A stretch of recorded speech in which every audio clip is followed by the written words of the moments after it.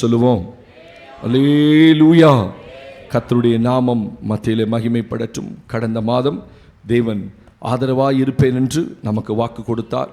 தேவன் ஆதரவாய் இருந்தார். ஆமென். இந்த புதிய மாதத்திலும் தேவன் கொடுக்கிற வாக்குத்தத்தத்தை நாம் எல்லாரும் எடுத்து வாசிக்கலாம். தேவனுக்கே மகிமை உண்டாவதாக. கர்த்தர் இந்த காலையிலே நம்மோடு கூட பேசுகிற வார்த்தை ஆண்டவருக்கு மகிமை உண்டாகட்டும். வாசிக்கிறோம். ஆதியாகமத்தின் புஸ்தகத்திலே 50ஆம் அதிகாரத்தை எடுத்துக்கொள்வோம். தேவனுக்கு மகிமை உண்டாகட்டும். 24ஆம் வசனத்தை நாம் எல்லாரும் சேர்ந்து வாசிக்க போகிறோம்.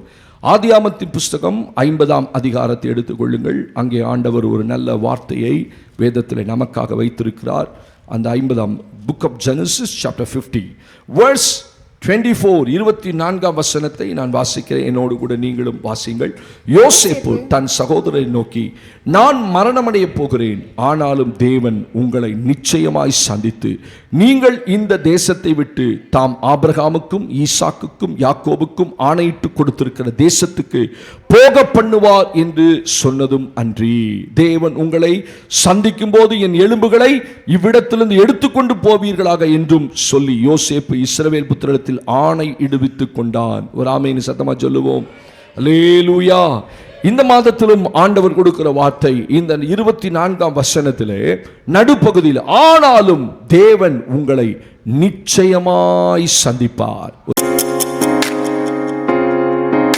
கரங்களை உயர்த்தி ஒரு ஆமென் சொல்லுங்க, அல்லேலூயா.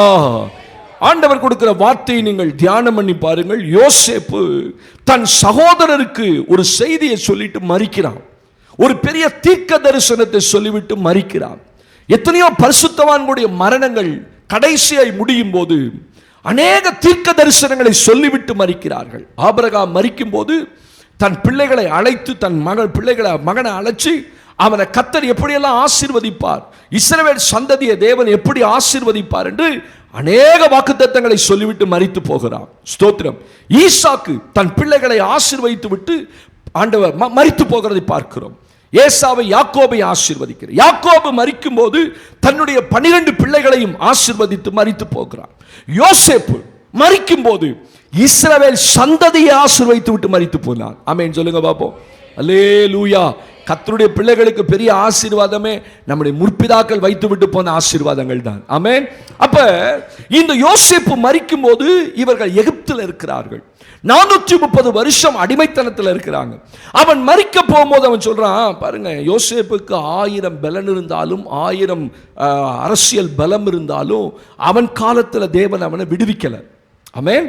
நம்ம நினைக்கிறோம் நமக்கு பலம் இருந்திருந்தா, பண பலம் இருந்திருந்தா நம்மளை விடுவித்துக் கொள்ளலாம் நினைக்கிறோம். ஆனால் தேவன் சந்திக்கும் வரைக்கும் ஒரு மனிதனுடைய வாழ்க்கையில் விடுதலை இருக்காது, விடுவிப்பு இருக்காது. ஆமென், ஆமென். ஆமாம். ஏன்னா அவன் தகப்பன் மரித்து போகிறதுக்கு முன்னாடி யோசேப்பு தன் வண்டிகளை அனுப்புகிறான் யாக்கோபை கூட்டிகிட்டு வர்றதுக்கு. அவ்வளோ பவர்ஃபுல் மேன். அங்கே அவன் பார்வோன்ட்ட கேட்டிருந்தா அவன் செய்திருக்க முடியும். கொஞ்சம் பேரை நீங்கள் மறுபடியும் எங்கள் கானான் தேசத்துக்கு அனுப்பணும்னு யோசேப்பு கேட்டிருந்தா பார்வோன் வேணான்னு சொல்ல மாட்டான். ஆனால் யோசேப்பு காலத்தில் அது நடக்கலை. யோசேப்பு மரிக்கும் போது ஒரு காரியம் சொல்றான், ஒரு நாள் வரும் தேவன் அன்றைக்கு உங்களை சந்திப்பார். ஒரு ஆமென் சொல்லுங்க. 430 வருஷம் அடிமைத்தனத்தில் அவர்களுக்கு எதுவுமே விளங்கலை. அன்னைக்கு சொன்ன போது எந்த தீர்க்க தரிசனமும் சொல்லும் போது விளங்காது. ஆமென். எந்த வாக்குத்தத்தமும் தேவன் சொல்லும் போது ஒருத்தருக்கு விளங்காது. அப்ப யோசேப்பு வாக்குத்தத்தமாய் அங்கே தீர்க்க தரிசனமாய் சொல்ல, நான் மரிப்பேன், எனக்கு பிறகு ஒரு நாள் தேவன் உங்களை சந்திப்பார், அப்பொழுது எலும்புகளை எடுத்துக்கொண்டு போங்கள். சொல்ற வசனம் என்ன? தேவன் உங்களை நிச்சயமாய் சந்திப்பார். ஆமென். இந்த மாதத்தில் ஆண்டவர் கொடுக்கிற வார்த்தை அதுதான். கர்த்தர் இந்த மாதம் உங்களை சந்திப்பார். ஆமென் சொல்லுங்க. ஆமா இல்லையா? கர்த்தர் சந்திக்கும் போது என்னென்ன நடக்கும் அதான் இன்னைக்கு வார்த்தை. வாசிக்கலாமா? அந்த 50ஆம் அதிகாரத்தில் 24ஆம் வசனத்தில் நம்ம வாசிக்கும் பொழுது கர்த்தருக்கு ஸ்தோத்திரம். ஆதியாகமத்தின் புஸ்தகம் 50 வாசிமா. யோசேப்பு தன் சகோதரரை நோக்கி, நான் மரணமடைய போகிறேன், ஆனாலும் தேவன் உங்களை நிச்சயமாய் சந்தித்து. ஓகே, அதுக்கு பிறகுதான் வரப்போகிற ஆசீர்வாதம். வாசிமா. நீங்கள் இந்த தேசத்தை விட்டு தாம் ஆபிரகாமுக்கும் ஈசாக்குக்கும் யாக்கோபுக்கும் ஆணையிட்டு கொடுக்கிற. போதும். வேதம் சொல்லுது, நீங்கள் இந்த தேசத்தை விட்டு புறப்பட்டு போவீர்கள். ஒரு ஆமென் சொல்லுங்க. ஆண்டவர் ஒரு மனுஷனை சந்திப்பாரானால் தேவன் உங்களை புறப்பட பண்ணுவார். நான் சொல்ற வசனம் உங்களுக்கு புரியாது. ஆமென். தேவன் உங்களை என்ன செய்வார்? புறப்பட பண்ணுவார். ஸ்தோத்திரம். அப்ப இஸ்ரவேல் ஜனங்கள் 430 வருஷம் அடிமைத்தனத்தில் இருக்கிறான். அவனை யாரால புறப்பட பண்ண முடியல. எத்தனையோ பலசாலிகள் எழுந்திருப்பாங்க, எத்தனையோ முற்பிதாக்கள் எழுந்திருந்திருப்பாங்க, எத்தனையோ பேர் தீர்க்கதரிசிகள் அவர்களுக்குள்ளே இருந்தார்கள். அவர்களால் யாராலும் புறப்பட பண்ண முடியவில்லை. ஆனா தேவன் உங்களை சந்திக்கும் போதுதான் நீங்க உங்க இடத்தை விட்டு புறப்பட்டு போக முடியும். கைகளை உயர்த்தி ஒரு ஆமேன்னு சொல்லுங்க பாப்போம். அல்லேலூயா. எகிப்தியனா புறப்பட பண்றது என்ன பாஸ், அவ்வளவு பெரிய காரியமா? எந்திரிச்சு போமா புறப்படுவோமா? நான் அதை சொல்லல. ஆவிக்குரிய அர்த்தத்தில் ஒரு மனுஷனுடைய வாழ்க்கையை தேவன் உயர்த்துவதற்கு உங்களை சந்திக்காம ஒரு நாள் உங்க வாழ்க்கையில உயர்வு வராது. அடுத்த கட்டத்துக்கு, அடுத்த ஆசீர்வாதத்துக்கு ஒரு தேவ பிள்ளை போகணும்னா அது உங்களாலேயோ மற்றவர்களாலேயோ உங்க உறவுகளாலேயோ முடியவே முடியாது. தேவன் அவர்களை புறப்பட பண்ண. யோசேப்புக்கு அதிகாரம் இருந்தது, புறப்பட பண்ண முடியல. அரசியல் பலம் இருந்தது. பார்வோன்ட்ட நேராக போய் பேச முடியும் அவனால. ஆமென். அவன் கேட்டிருந்தா பார்வோன் இல்லை என்று சொல்ல முடியாது. ஏன்னா பார்வோனுக்கு யோசேப்பு அவ்வளவு நெருக்கமா இருந்தான். ஆனா அவன் காலத்தில் அப்படி ஒரு எண்ணமே கர்த்தர் கொடுக்கல. ஆனா தேவன் உங்களை சந்திப்பார். நான் உங்களை சந்திக்க கூடாது. யோசேப்பு சொல்லிட்டான், நான் உங்களை சந்திச்செல்லாம் கொண்டு போக முடியாது. தேவன் உங்களை சந்திக்கும் போது புறப்பட பண்ணுவார். என்ன அர்த்தம்? அவ்வளவு இருப்பு. எகிப்து என்னும் இருப்பு காலவாயில் அவர்கள் இருந்தார்கள். எகிப்து என்னும் அடிமைத்தனத்தில் அவங்க இருந்தாங்க. அதை தான் சொல்றான், அடிமைத்தனத்திலிருந்து தேவன் உங்களை புறப்பட பண்ணுவார். ஒரு மனுஷனை தேவன் அடிமைத்தனத்தில்னா பிசாசு நிறைய ஆசீர்வாதங்களை கட்டி வச்சிருப்பான். உங்களுக்கு வர வேண்டிய நன்மைகளை கட்டி வச்சிருப்பான். நீங்க இதுவரைக்கும் அனுபவிக்க வேண்டிய அநேக நன்மைகள் என்னைக்காவது நம்ம உணர்ந்திருக்கலாமா? நான் இன்னும் நிறைய நன்மைகளை அனுபவிச்சிருக்க வேண்டிய ஒரு ஆள் அப்படின்னு என்னைக்காவது நீங்க யோசிச்சிருக்கீங்களா? நான் பல முறை யோசிச்சிருக்கேன். இன்னும் எத்தனையோ ஆசீர்வாதங்களை நான் அனுபவிச்சிருக்கணும். ஆனா எத்தனையோ நன்மைகளை வரவிடாம சத்திரியன் வாழ்க்கையில சில அடிமைத்தனங்களை சில காலம் வரைக்கும் ஆண்டவர் அனுமதிப்பார். சிறு பிள்ளையா இருக்கும் காலம் வரைக்கும் அவன் வீட்டின் அந்த எஜமானுக்கு அவன் அடிமையா இருப்பான். சிறு பிள்ளையை தாண்டி அவன் வாலிப வயது வரும்போது அவனுக்கு எல்லா உரிமையும். வேதத்தில் வாசிக்கிறோம்ல, ஒரு தகப்பனுக்கு 2 பிள்ளைங்க இருந்தாங்க, சொத்தை கேட்டான். எப்ப சொத்து கொடுத்தான்? அவன் வாலிபன் ஆயிட்டான், அவனுக்கு அந்த வயசு வந்துருச்சு. அப்ப தேவன் ஒரு காலம் வாழ்க்கையில சில காலங்களை வச்சிருப்பார். சில காலம் அடிமைத்தன காலங்கள். 430 வருஷம் அடிமைத்தனம். தேவன் பார்த்தார், அவளை புறப்பட பண்ணணும்ன்றது தேவ திட்டம். ஒரு ஆமென் சொல்லுங்க பாப்போம். அதனால தான் கர்த்தர் சொல்ல சந்திப்பார் என்று எழுதப்பட்டிருக்கிறது. அதை தான் எங்க வாசிக்கிறோம்.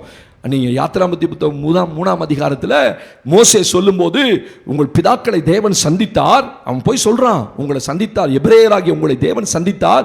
யோசேப்பு அந்த தீர்க்கதரிசனம் சொல்லியிருக்காரு, நாம இங்கிருந்து போகும்போது எலும்புகளை எடுத்துக்கொண்டு போவோம். 3ஆம் அதிகாரத்தில் மோசே சொல்றதை வாசிக்கிறோம். அப்ப தேவன் இந்த மாதம் உங்களை அடிமைத்தனத்திலிருந்து புறப்பட பண்ணுவார். நீங்க எங்கெங்கெல்லாம் அடிமையா இருக்கிறீங்களோ, எந்த இடத்துலலாம் கட்டப்பட்டிருக்கீங்களோ, எந்த இடத்துலலாம் எழும்ப முடியாம இருக்கீங்களோ, எந்த இடத்துலலாம் உயர்வை அனுபவிக்க முடியாம, நன்மையை அனுபவிக்க முடியாம, ஏதோ ஒரு கட்டுக்குள்ள நான் இருக்கிறத போல உணர்வேனோ, தேவன் இந்த மாதம் உங்களை புறப்பட பண்ணுவார். நல்ல கைகளை உயர்த்தி ஒரு ஆமென். அல்லேலூயா. ஆண்டவர் சந்திப்பார்ல. ஆண்டவர் சந்திச்சா தானே புறப்பட பண்ண முடியும். இல்லைன்னா உங்களால் அடுத்த கட்டத்துக்கு போக முடியாதே. அல்லேலூயா. ஆமா, தேவன் எழுப்பி விடணும், எந்திரின்னு சொல்லணும். அது வரைக்கும் அவனுக்குள்ள பலன் இருக்குன்னு சப்பானிக்கே தெரியாது. ஆண்டவர் சொன்ன வார்த்தை அவனுக்குள்ள போனாலும் அவன் எழும்பலாம். தேவன் சந்திக்கணும். உங்களோட பலவீனத்தில், வியாதியில், சத்துரு எத்தனையோ ஆசீர்வாதங்களை கட்டி வச்சிருப்பான். அப்ப கர்த்தர் இந்த மாதம் சொல்றாரு, உங்களை நான் புறப்பட பண்ணுவேன். ஒரு ஆமென் சொல்லுங்க. 2வது அதுல புறப்பட பண்ணி வாசிமா, அதுல கண்டினியூ பண்ணுங்க. யாக்கோபுக்கு ஆணையிட்டு கொடுத்திருக்கிற தேசத்துக்கு போக பண்ணுவார் என்று சொன்னதுமன்றி, 2வது தேவன் உங்களை சந்திக்கும் போது யாக்கோபுக்கு ஆணையிட்டு கொடுத்த தேசத்துக்கு உங்களை போக பண்ணுவார். That means 430 வருஷத்துக்கு முன்னாடி தேவன் ஆபிரகாமுக்கு சொன்ன வார்த்தை. 13ஆம் அதிகாரத்தில், ஆதியாகமத்தின் புஸ்தகம் 13ஆம் அதிகாரம். தேவனுக்கு மகிமை, சோத்திரம். வாசிக்கலாமா? ஹல்லேலூயா. ஒரு வசனத்தை ஆண்டவர் சொல்றாரு பாருங்க. சரி, 18ஆம் அதிகாரம் 10ஆம் வசனத்தில். 13ஐயும் வாசிங்க. சரி வாசிங்க. அது 18:10 வாசிக்குமா? அப்பொழுது அவர் ஒரு உற்பவ காலத்திட்டத்தில் நிச்சயமாய் உன்னிடத்திற்கு திரும்ப வருவேன். அப்பொழுது உன் மனைவியாகிய சாராளுக்கு ஒரு குமாரன் இருப்பார் என்றார். ஒரு ஆமென் சொல்லுங்க பாப்போம். அல்லேலூயா. ஸ்தோத்திரம். ஆண்டவர் ஒரு மனுஷனை சந்திக்கும் போது, ஆபிரகாமை சந்திக்கும் போது, ஆபிரகாம் சொல்ல, ஒரு உற்பவ கால திட்டத்தில் நான் உன்கிட்ட வருவேன். அப்பொழுது உன் மனைவியாகிய சாரா நினைச்சுவா, ஒரு பிள்ளையை அணைத்துக் கொண்டிருப்பான். ஸ்தோத்திரம். தேவன் கொடுத்த வாக்குத்தத்தம் அது. அதே மாதிரி அடுத்த வருஷம் கர்த்தர் வரார். சாராளுக்கு ஒரு பிள்ளை இருந்தது. 430 வருஷத்துக்கு முன்னாடி பாருங்க 15ஆம் அதிகாரத்துல ஸ்தோத்திரம் ஆபிரகாம் கர்த்தர் சொல்றார் 13ஆம் வசனத்துல 15ஆம் அதிகாரம் 13ஆம் வசனத்துல, அப்பொழுது அவர் ஆபிரகாமை நோக்கி, உன் சந்ததியார் உன்னுடையதல்லாத அந்நிய தேசத்திலே பரதேசிகளாயிருந்து அத்தேசத்தாரை சேவிப்பார்கள் என்றும் அவர்களால் 400 வருஷம் உபத்திரவப்படுவார்கள் என்றும் நீ நிச்சயமாய் அறிய கடவாய். இவர்கள் சேவிக்கும் ஜாதிகளை நான் நியாயம் தீர்ப்பேன். பின்பு மிகுந்த பொருளுடனே புறப்பட்டுவர். எப்ப சொன்ன வாக்கு? தீர்க்க தரிசனம். எப்ப கொடுத்த வாக்கு தத்தம்? அவனை சும்மா அனுப்ப மாட்டேன், மிகுந்த பொருட்களோடு புறப்பட பண்ணுவேன். ஒரு ஆமேன்னு சொல்லுங்க பாப்போம். ஏன்னா அவ்வளவு அந்த ஜனங்கள் அந்த தேசத்துக்காக செய்திருக்கிறார்கள். 430 வருஷம் தங்கள் வாழ்க்கை அங்க இழந்திருக்கிறாங்க. ஸ்தோத்திரம். ஆனா கர்த்தர் ஒரு நாள் சந்தித்தார். அவங்களை என்ன செய்தார்? தன் முற்பிதாக்களுக்கு கொடுத்த வாக்குத்தத்தம் பண்ண தேசத்துக்கு அவர்களை கர்த்தர் புறப்பட பண்ணினார்.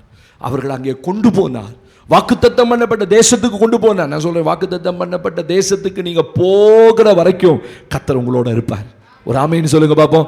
இந்த மாதம் தேவன் உங்களை சந்தித்து உங்களை புறப்பட பண்ணி அவர் கொடுத்த வாக்குத்தத்தத்தை இந்த மாதம் தேவன் நிறைவேற்றும்படி அவங்களுக்குள்ள அந்த எண்ணமே இல்லை. நாங்கள் வாக்குத்தத்தம் பண்ணப்பட்ட தேசத்தை பார்ப்போமா, ஆபிரகாம் கொடுத்த தேசத்தை பார்ப்போமா, யாக்கோபு கொடுக்கப்பட்ட தேசத்தை பார்ப்போமான்னு இஸ்ரவேலுக்கு தெரியாது. ஆனா தேவன் புறப்பட பண்ணும்போது வாக்குத்தத்தத்தை தேவன் ஒரு நாள் மறக்கவே மாட்டார். அவர் கொடுத்த தேசத்துக்கு உங்களை நடத்துவார். விசுவாசிக்கிறவங்க ஆமேன்னு சொல்லுங்க. இந்த மாதம் கர்த்தர் உங்களுக்கு வைத்திருக்கிற ஆசீர்வாதத்துக்குள்ள உங்களை கர்த்தர் கொண்டு போவார். நீங்க விரும்புகிற ஆசீர்வாதம் இல்லை, அவர் உங்களுக்கு கொடுக்கணும். நான் என்னையுமே சொல்லுவேன், நான் விரும்புறதை காட்டிலும் அவர் தான் எனக்கு அதிகமாக கொடுப்பார். அப்படிதானே? அப்படிதானே? நம்ம வாசலுக்கு ஒரு சின்ன கதை. ஒரு கடைக்கு போனாங்க அம்மாவும் பையனும். அப்போ அந்த கடைக்காரர் சொன்னானா, தம்பி நீ இந்த சாக்லேட்டை எடுத்துக்கோ, எவ்வளோ வேணா.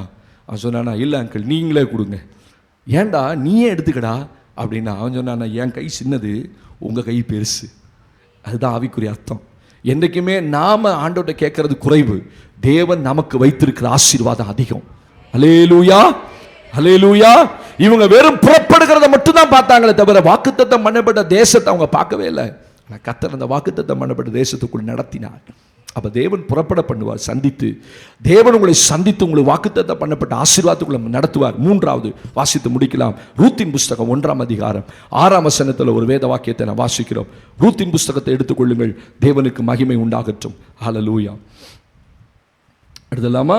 தேவனுக்கு மகிமை உண்டாகட்டும். ரூத்தின் புஸ்தகம் 1ஆம் அதிகாரம், கர்த்தருக்கு ஸ்தோத்திரம், 334ஆம் பக்கம் 1ஆம் அதிகாரத்திலே 6ஆம் வசனத்தை நாம் வாசிக்க கேட்க போகிறோம். கர்த்தர் தம்முடைய ஜனத்தை சந்தித்து அவர்களுக்கு ஆகாரம் அருளினார் என்று அவள் மோவாப் தேசத்திலே கேள்விப்பட்டு தன் மருமக்களோட கூட மோவாப் தேசத்திலிருந்து திரும்பி வரும்படி எழுந்து போனாள். ஒரு ஆமென் சொல்லுங்க. வேதம் சொல்லு, கர்த்தர் தம்முடைய ஜனத்தை சந்தித்து ஆகாரம் அருளினார். நகோமி தன் பிள்ளைகளோடு கூட மோவாப் தேசத்துக்கு கடந்து போகிறார். ஏன்? இஸ்ரவேலிலே பஞ்சம், இஸ்ரவேலிலே வறுமை, இஸ்ரவேலிலே ஆகாரம் இல்லை. அது எத்தனை வருடங்கள் நீண்டு போனது தெரியாது. தன் 2 பிள்ளைகளோடு போகிறாள். 2 பிள்ளைகளும் அந்த தேசத்திலே மோவாபிலே மரித்து போகிறார்கள். ஆனால் அந்த 2 பிள்ளைகளுக்கு பதிலாக 2 மருமக்கள் மாரை தேவன் கொடுத்தார். அப்ப அதுல ஒருத்தி வரல, ஒருத்தியை கூட்டிக்கிட்டு அப்ப கேள்விப்படுறா. அங்க இருக்கும்போது தேவன் இஸ்ரவேல் புத்திரரை சந்தித்து ஆகாரம் அருளினார். ஒரு ஆமென் சத்தமா சொல்லுங்க. அல்லேலூயா. தேவன் சந்திக்கும் போது உங்கள் குறைவுகளை தேவன் நிறைவாக்குவார். உங்களுக்கு குறைவு இருக்காது. சில காலங்கள் பஞ்ச காலங்கள் இருந்திருக்கும், சில காலங்கள் குறைவுகள் இருந்திருக்கும், தரித்திரம் இருந்திருக்கும், இல்லாமல் இருந்திருக்கும், வறுமை இருந்திருக்கும், வியாதி இருந்திருக்கும். நான் சொல்ல இந்த சந்தித்தார் என்கிற ஒரு வார்த்தையில உங்க வியாதி, உங்க பிரச்சனை, உங்க குடும்பத்தினுடைய சூழ்நிலை, சமாதானமின்மை சகலத்தையும் கர்த்தர் நிறைவாக்குவார். நல்ல கைகளை உயர்த்தி ஒரு ஆமென் சொல்லுங்க. தேவன் தம்முடைய ஜனங்களை சந்தித்து ஆகாரம் அருளினார். தரித்திரம், பலவீனம், ஸ்தோத்திரம், குறைவு, ஆகாரம் இல்லை, சாப்பாடு இல்லை, அதனாலதான் எந்திரிச்சு அவ போனா. ஸ்தோத்திரம். ஆனா தேவன் மோவாப் தேசத்தை கேள்விப்படுறா. தேவன் ஜனத்தை சந்தித்து ஆகாரம் அருளினார். கர்த்தர் இந்த மாசம் சந்திக்கும் போது ஆகாரம் அருளினார் என்ன அர்த்தம்? மறுபடியும் தேசத்துல மழை பெஞ்சது, மறுபடியும் தேசத்துல வயல்வெளியில் நெற்கதிர்கள் வந்தது, கோதுமை வந்தது, அவர்கள் சாப்பிட்டு திருப்தி அடைந்தார்கள். ஸ்தோத்திரம். அப்ப குறைவுகள் எல்லாம் போச்சு, பஞ்சகாலம் மறக்கப்பட்டது, வறுமை மறக்கப்பட்டது, தரித்திரம் போயிருச்சு. அப்ப தேவன் சந்திக்கும் போது உங்களுடைய குறைவுகளை தேவன் நிறைவாக்குவார். அல்லேலூயா. எழுந்து நிற்போம், ஜெபம் பண்ணுவோம். கர்த்தர் இந்த மாதம் உங்களை எப்படி நடத்துவாராம்? ஸ்தோத்திரம். தேவன் தம்முடைய ஜனங்களை சந்தித்து, தேவன் நிச்சயமாய் உங்களை சந்திப்பார். யோசேப்பு சொன்ன வார்த்தை அது. இந்த மாதம் கர்த்தர் உங்களை சந்திப்பார். சந்திக்கும் போது உங்களை புறப்பட பண்ணுவார். உங்க ஸ்தானத்தை விட்டு எழுப்புவார். பல வருஷங்கள் நீங்க எழும்ப முடியாம உட்கார்ந்து இருந்திருக்கலாம். உங்க ஸ்தானத்தை விட்டு என்ன ஒரு மாற்றமே இல்லையா ஆண்டவரே, என் வாழ்க்கையில ஒரு மாற்றமும் இல்லையா, அப்படியே இருக்குதே. சில நாட்கள் அப்படிதான் இருக்கும். இஸ்ரவேலர்கள் 430 வருஷம் அப்படியே இருந்தாங்க. எகிப்து என்னும் இருப்பு காலவாயில், எகிப்தின் அடிமைத்தனத்தில், பார்வோனுடைய கைக்கூலிகளாய், ஒரு விடுதலையும் இன்றி, ஒரு சுகமும் இன்றி. ஸ்தோத்திரம். அவர்களுக்கு ஒரு சுயாதீனமும் இல்லை, ஒரு சுயமா முடிவெடுக்கக்கூடிய அந்த உரிமை இல்லை. தேவன் வந்தார், தேவன் சந்தித்தார், அவர்களை அந்த அடிமைத்தனத்திலிருந்து புறப்பட பண்ணினார். சாதாரணமா புறப்படல, பயங்கர பிரச்சனைக்கு பிறகுதான் புறப்பட பண்ணினார். நல்ல கைகளை உயர்த்துங்க பார்ப்போம். தேவன் என்னை புறப்பட பண்ணினார். சொல்லுங்க, தேவன் என்னை சந்தித்தார். அறிக்கை பண்ணுங்க, தேவன் என்னை சந்தித்தார், என் ஸ்தானத்தை விட்டு என்னை எழும்ப பண்ணினார். விசுவாச அறிக்கை பண்ணுங்க. இந்த மாசம் பாருங்க, உங்களை புறப்பட பண்ணுவார். அநேக காரியங்களில் தேவன் உங்களை எழுப்புவார். ஸ்தோத்திரம். உங்க பலவீனத்திலிருந்து எழுப்புவார், உங்க தரித்திரத்திலிருந்து எழுப்புவார், குறைவுகளிலிருந்து எழுப்புவார். இந்த மாதம் உங்களை புறப்பட பண்ணுவார். அவர் சொன்னார்னு சொன்னதுதான், புறப்பட பண்ணுவார். சிலருக்கு அது செய்தியா இருக்கும், சிலருக்கு அது சாதாரண ஒரு வார்த்தையா இருக்கும், சிலருக்கு அது தேவன் பேசுகிற வார்த்தையா உள்ள இறங்கும். அந்த வார்த்தை உள்ள இறங்கும் போது, தேவன் சந்திக்கும் போது உங்களை உங்க ஸ்தானத்திலிருந்து எழும்ப பண்ணுவார், புறப்பட பண்ணுவார். அத்தனை வருஷம் உங்களை கட்டி வச்சிருந்த சகல ஆவிகளும் உங்களை விட்டு விலகும்படி செய்வார். இரண்டாவது, புறப்பட பண்ணியது மட்டுமல்ல, உங்களை கொண்டு போய் சேர்க்க வேண்டிய இடத்துல சேர்ப்பார். அனுபவிக்க வேண்டிய நன்மைகளை தேவன் உங்களுக்கு இந்த மாதம் கொடுப்பார். இதுவரைக்கும் ஆண்டவரே நான் சந்திக்காத புதிய லேண்ட் அவங்க சந்திச்சாங்க. அவர்கள் சந்திக்காத ஒரு தேசத்தை சந்தித்த, ஆனா அது வாக்குத்தத்தம் பண்ணப்பட்ட தேசம்.